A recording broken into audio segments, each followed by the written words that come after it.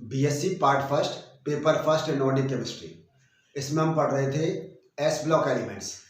S block elements में अब तक हमने फिजिकल प्रॉपर्टीज़ के बारे में जाना था कि एस ब्लॉक के तत्वों के भौतिक गुण क्या क्या हैं।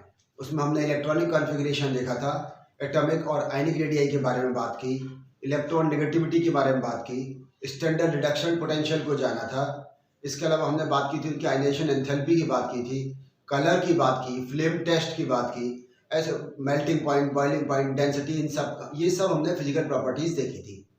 इसके बाद हमने इनके केमिकल प्रॉपर्टीज़ या केमिकल बिहेवियर के बारे में बात की थी कि हाईली रिएक्टिव मेटल्स होते हैं और ये आसानी से एटमॉस्फेरिक ऑक्सीजन से या एटमॉस्फेरिक मॉइस्चर से या फिर नाइट्रोजन से ये रिएक्शन करके कंपाउंड बनाते हैं। इतना भी हमने जाना था। और लास्ट क्लास में हमने ये देखा था इनके डायगोनल रिलेशनशिप के बारे में कि लिथियम की प्रॉपर्टीज मैग्नीशियम से मिलती जुलती हैं, जबकि लिथियम ग्रुप 1 का तत्व है और मैग्नीशियम ग्रुप 2 का। इसी प्रकार से बेरिलियम की प्रॉपर्टीज जो कि ग्रुप 2 का एलिमेंट है वो किससे मिलती जुलती है? एल्युमिनियम से मिलती हैं, जो कि एल्युमिनियम ग्रुप 13 का एलिमेंट है।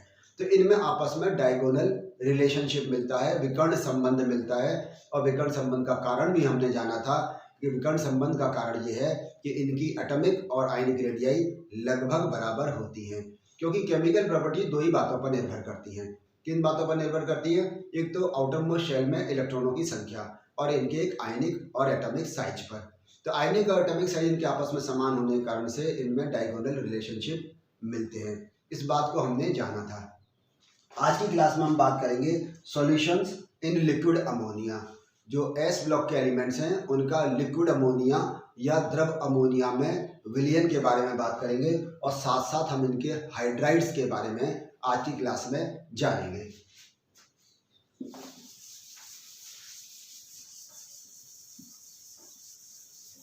सबसे पहले बात करें सॉल्यूशन इन लिक्विड अमोनिया।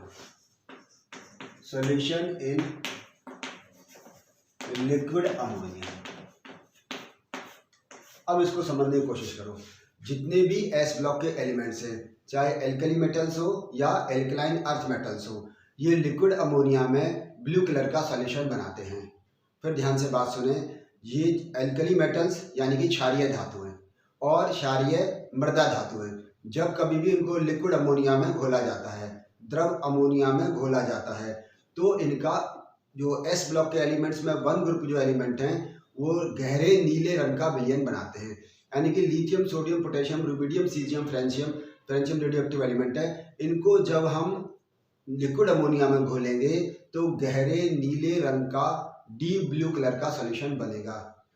इसके अलावा जो एल्कलाइन अर्थ मेटल्स हैं, बेरिलियम, मैग्नीशियम, स्ट्रोंशियम, कैल्शियम, इनके बारे में हम बात करें, इनको जब हम लिक्विड अमोनिया में घोलते हैं तो ये भी चमकीले नीले रंग का विलयन बनाते हैं। और ये तब की बात कर रहे हैं जब ये सॉल्यूशन डाइल्यूट हो। यदि ये सॉल्यूशन कंसंट्रेट हो जाता है, यह विलयन सांद्र हो जाए, तो ये लगभग कॉपर ब्रॉन्ज कलर देते हैं। तो हमारे बात क्या समझ में आई कि डाइल्यूट सॉल्यूशन होगा जब कभी एस ब्लॉक एलिमेंट्स का लिक्विड अमोनिया में तो ब्लू कलर का सॉल्यूशन बनेगा। चाहे कोई सा भी एलिमेंट हो या कोई सा भी हम तत्व की बात करें तो ये क्या देंगे? नीले रंग का विलयन देते हैं। जबकि ये जब सॉल्यूशन कंसंट्रेट हो जाता है तो ये कॉपर ब्रॉन्ज कलर या जिसको हम कहते हैं कि तांबे का, कांसे का सा रंग इनका आ जाता है। तो उसका कारण क्या है उसको समझने की कोशिश करें।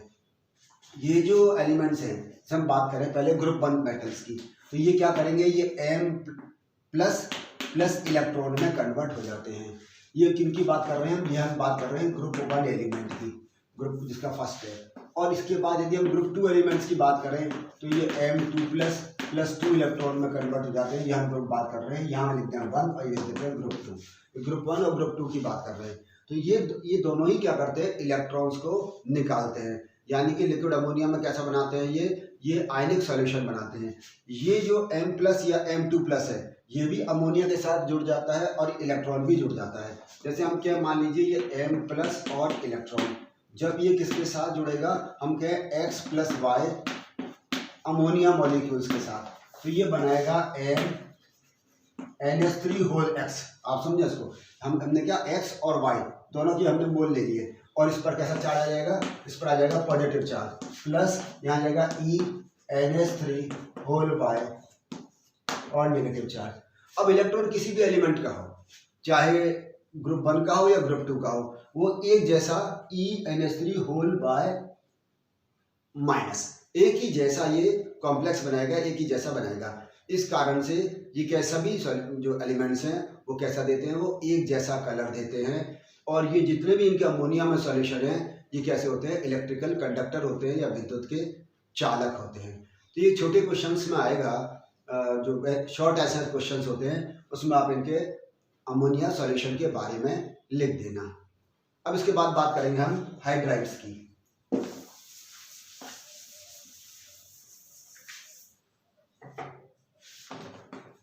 Hydrides of S block element.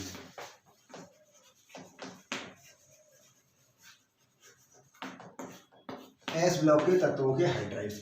अब इनको समझने की कोशिश करें। देखो, हाइड्रोजन जब कभी भी दूसरे किसी एलिमेंट के साथ जुड़ेगा और बाइनरी कंपाउंड बनाएगा, द्विअंगी विलयन बनाएगा, तो उसको हाइड्राइड कहते हैं। ऐसा एक ब्रॉड डेफिनेशन है। लेकिन अगर हम उसको वास्तव में डेफिनेशन को और गहराई से देखें तो हाइड्रोजन जब कभी भी अपने से कम इलेक्ट्रॉन नेगेटिविटी वाले एलिमेंट से जुड़ेगा, बात को बहुत ध्यान से समझो, हाइड्रोजन जब कभी भी अपने से कम विद्युत ऋणता वाले तत्वों से जुड़ेगा तब वह हाइड्राइड कहलाता है। जैसे मान लो सोडियम के साथ हाइड्रोजन जुड़ता है, हाइड्रोजन की इलेक्ट्रॉन नेगेटिविटी 2.1 है, सोडियम की 0.9 है। तो जब कभी भी अपने से कम इलेक्ट्रॉन नेगेटिविटी वाले एलिमेंट से जुड़ेगा तो उसको हम हाइड्राइड कहते हैं। H2O हाइड्राइड नहीं है। आप बात को समझने की कोशिश करें, ब्रॉड डेफिनेशन में देखें तो H2O को ऑक्सीजन का हाइड्राइड मान सकते हैं, लेकिन वास्तव में क्यों नहीं है, क्योंकि ऑक्सीजन की इलेक्ट्रॉन नेगेटिविटी हाइड्रोजन से ज़्यादा है। क्लोरीन की नेगेटिविटी या फ्लोरीन की इलेक्ट्रॉन नेगेटिविटी हाइड्रोजन से ज़्यादा है। तो ब्रॉड डेफिनेशन में मान सकते हैं, लेकिन वास्तव में हाइड्राइड कौन होते हैं, जिनमें की इलेक्ट्रॉन नेगेटिविटी दूसरे एलिमेंट की कम हो। उसका कारण क्या है कि HCl में या H2O में या हम HF की बात करें तो H पर पॉजिटिव चार्ज आ रहा है, लेकिन बाकी दूसरों की हम बात करेंगे, जैसे सोडियम हाइड्राइड की बात करेंगे NaH, तो H में नेगेटिव चार्ज आएगा, और H पर जब नेगेटिव चार्ज आता है तो उसको हम हाइड्राइड कहते हैं। तो अब हम बात को वापस से एक बार समझते हैं कि जब कभी भी हाइड्रोजन एटम अपने से कम इलेक्ट्रोन नेगेटिव एलिमेंट के साथ जुड़कर बाइनरी कंपाउंड बनाता है तो वो हाइड्राइड्स कहलाते हैं। अब ये हाइड्राइड भी कई तरह के होते हैं। जैसे पहला आता है आयनिक हाइड्राइड। आयनिक हाइड्राइड जैसे अभी हम बात करें कि अगर उनको हम इलेक्ट्रोलाइसिस करें, उनका विद्युत अपघटन करें तो वो आयंस में कन्वर्ट हो जाए, तो आयनिक हाइड्राइड कहलाते हैं, या इनको हम सॉल्ट लाइक हाइड्राइड्स भी कहते हैं। इसके अलावा कोवलेंट हाइड्राइड्स होते हैं, वो जो जिनके बीच में जो दूसरा जो एलिमेंट है और हाइड्रोजन के बीच में कोवलेंट बॉन्ड हो, तो वो कोवलेंट हाइड्राइड्स कहलाते हैं। इसके अलावा ये इंटरस्टिशियल हाइड्राइड्स भी होते हैं, अंतराकाशी हाइड्राइड, कि ये वास्तव में कोई बॉन्ड नहीं बनाते, लेकिन उनको इंटरस्टिशियल स्पेसेज में, अधिकतर इनमें ट्रांजिशन मेटल्स आते हैं कि इनके इंटरस्टिशियल स्पेसेज में जाकर हाइड्रोजन फिट हो जाती है, तो ऐसे इंटरस्टिशियल हाइड्राइड्स भी होते हैं। तो कोवलेंट हाइड्राइड, आयनिक हाइड्राइड और इंटरस्टिशियल हाइड्राइड कई प्रकार के होते हैं, लेकिन चूंकि हमारे यहाँ स्पेशल रेफरेंस किसके रूप में, एस ब्लॉक एलिमेंट्स के रूप में है, तो यहाँ हम समझ जाएंगे कि एस ब्लॉक एलिमेंट्स कैसे हाइड्राइड बनाते हैं, ये सॉल्ट लाइक या फिर आयनिक हाइड्राइड बनाते हैं। जैसे मान लीजिए हम बात करें लिथियम की, ये हाइड्रोजन के साथ रिएक्शन करें तो ये LiH बनाएगा, लिथियम हाइड्राइड। इसी तरह से मान हम बात करें सोडियम, ये हाइड्रोजन के साथ रिएक्शन करें तो ये सोडियम हाइड्राइड बनाएगा, NaH। हम बात करें कैल्शियम, कैल्शियम की हाइड्रोजन के साथ रिएक्शन कराएं तो ये कैल्शियम हाइड्राइड CaH2 बनेगा। ये 600 डिग्री सेल्सियस के आसपास रिएक्शन होती है, ये 400 डिग्री सेल्सियस पर होती है, ये 300 डिग्री सेल्सियस पर होती है। ये लिथियम हाइड्राइड है, ये सोडियम हाइड्राइड, और ये क्या है, कैल्शियम हाइड्राइड है। तो यहाँ फिर वापस से समझने की कोशिश करें कि ये जो इंपॉर्टेंट बात एग्जाम में, इसे कैल्शियम हाइड्राइड को हाइड्रोलिथ कहते हैं। ये एग्जाम में कई बार पूछा है कि हाइड्रोलिथ क्या है, तो हम कहेंगे कैल्शियम हाइड्राइड हाइड्रोलिथ है, इसका फॉर्मूला CaH2, ये आप याद कर लें अच्छी तरह से, कंपटीशन एग्जामिनेशन में भी आता है, और हमारे यहाँ वेरी शॉर्ट क्वेश्चन में पूछते हैं हाइड्रोलिथ क्या है, तो कैल्शियम हाइड्राइड को हाइड्रोलिथ कहते हैं। तो ये जितने भी हाइड्राइड्स है ये सब कैसे है, ये सॉल्ट लाइक हाइड्राइड्स है या ये आयनिक हाइड्राइड्स है। जब कभी भी हम इनका इलेक्ट्रोलाइसिस करेंगे, जैसे LiH, और इसका हम क्या कराएं, इलेक्ट्रोलाइसिस या फिर विद्युत अपघटन कराते हैं, तो ये Li प्लस H माइनस में कन्वर्ट होगा, और हमने कहा था H माइनस को हाइड्राइड कहते हैं। इसी तरह से हम बात करें, मान लीजिए सोडियम हाइड्राइड, जब कभी भी इसका इलेक्ट्रोलाइसिस कराएंगे तो ये सोडियम प्लस H माइनस में कन्वर्ट होगा और ये जो हाइड्राइड है ये H माइनस हाइड्राइड्स कहलाते हैं। ठीक है, तो ये सब क्या है, ये आयनिक हाइड्राइड है या साल्ट हाइड्राइड है। क्यों? क्योंकि जब कभी इनका विद्युत अपघटन कराते हैं तो ये आयंस में कन्वर्ट हो जाते हैं। जैसे NaCl Na प्लस और Cl माइनस, ऐसे ये Na प्लस और H माइनस, Li प्लस और H माइनस। काम क्या है, ये जो हाइड्राइड्स हैं ये बहुत अच्छा हाइड्रोजन का सोर्स है, हाइड्रोजन के स्रोत के रूप में काम करते हैं। इनका जब कभी हम वाटर से रिएक्शन कराते हैं, जल से हम इनकी रिएक्शन कराते हैं तो ये क्या देते हैं, हाइड्रोजन गैस देते हैं, या इनका भी हम आपस में मिलकर ये हाइड्रोजन बना सकते हैं। तो ये हाइड्रोजन के सोर्स के रूप में, हाइड्रोजन के स्रोत के रूप में काम में ले जाते हैं। आपको मालूम होगा कि हाइड्रोजन बहुत हल्की गैस है, वायु से हल्की गैस है, इस कारण से इसका उपयोग गुब्बारों को भरने में, हीलियम और हाइड्रोजन का उपयोग बड़े बड़े बैलून्स को भरने में किया जाता है। तो जो मिलिट्री पर्सन्स होते हैं, मिलिट्रिशियंस, ये क्या करते हैं, इसमें बैलून्स में हाइड्रोजन की उनके लिए लगातार रिक्वायरमेंट होती है, तो उसके लिए क्या करते हैं, इस तरह के ये हाइड्राइड्स काम में लेते हैं। और ये अब जैसे हमने बात करा LiH, इसकी रिएक्शन हम करेंगे H2O से कराएं तो ये बन जाएगा LiOH और H2। ठीक है ना। तो ये अब ये हाइड्रोजन गैस दे दी, ये हाइड्रोजन गैस कैसा काम करेगी, ये हमें हाइड्रोजन स्रोत के रूप में काम करेगी। जहाँ का भी जरूरत है तो हम लेके जाए, वहाँ पर जरूरत के समय हम लिथियम हाइड्राइड ले लें, या हम किसकी जगह कैल्शियम हाइड्राइड ले लें CaH2, या सोडियम हाइड्राइड, और इसकी जल से रिएक्शन कराएंगे, हाइड्रोजन गैस मिलेगी और हाइड्रोजन ये किसके रूप में काम करेगी, स्रोत के रूप में या सोर्स के रूप में काम करती है। यदि हम हाइड्राइड्स की बात करें तो जो एस ब्लॉक के एलिमेंट्स में हम बात करें कि पहले इसकी जो एल्कली मेटल्स की, तो एल्कली मेटल्स हमने कहा इनकी आयनिक स्ट्रक्चर होगी जैसे कि NaCl की होती है।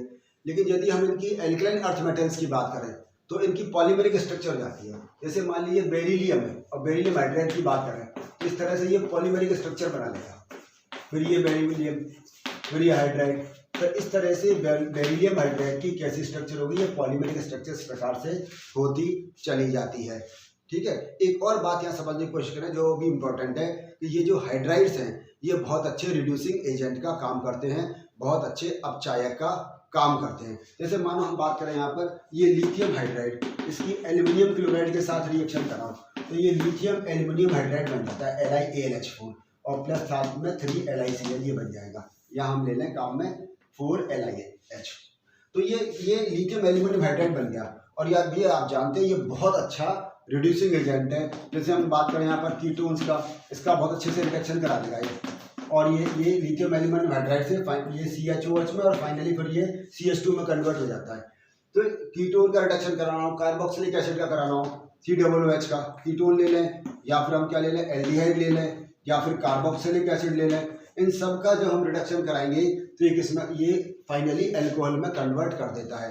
तो जितने भी हाइड्राइड्स हैं ये बहुत अच्छे रिड्यूसिंग एजेंट का काम करते हैं।